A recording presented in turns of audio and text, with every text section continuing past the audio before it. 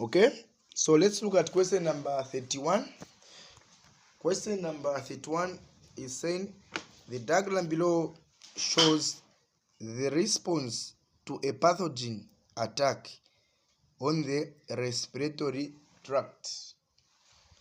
The diagram below shows the response to a pathogen attack on the respiratory tract.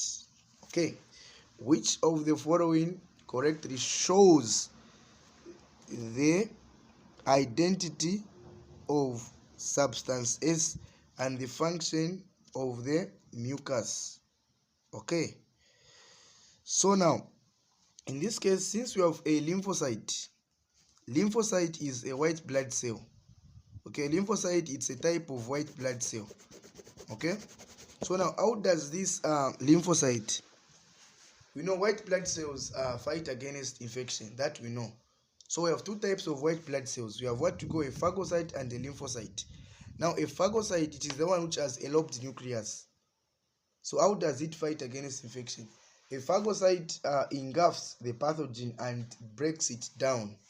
That is for the phagocyte. That is the mechanism used by what? The phagocyte. Then now, in this case, we are not talking about the phagocyte, but we are talking about the lymphocyte. How does the lymphocyte fight against infection?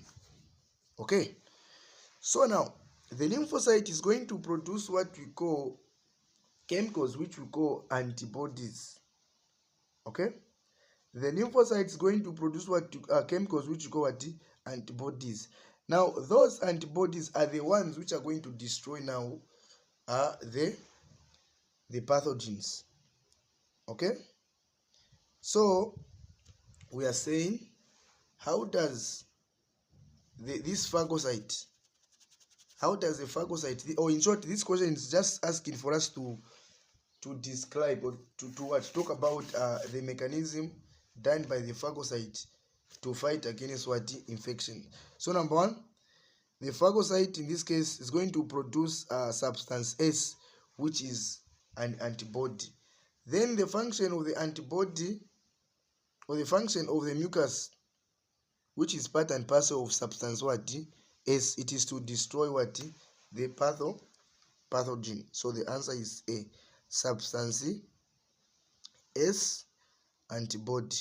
Function of the mucus to destroy pathogen.